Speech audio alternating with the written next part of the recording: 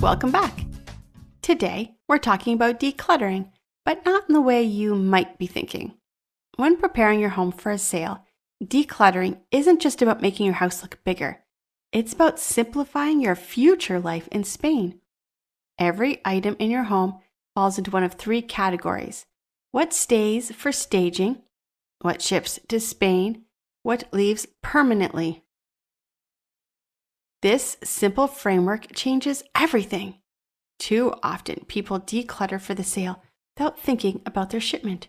That leads to reopening boxes, resorting items, and doubling the workload later. Instead, you want to separate stage from ship early. Think about your future home. Spanish living spaces are often more compact.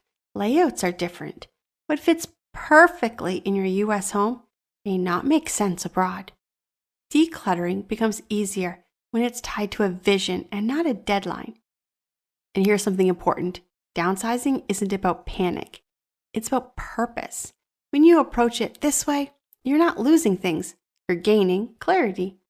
Do you need help deciding what to ship and what to leave behind? Give us a call, 844-651-7050, and get expert guidance from SDC today.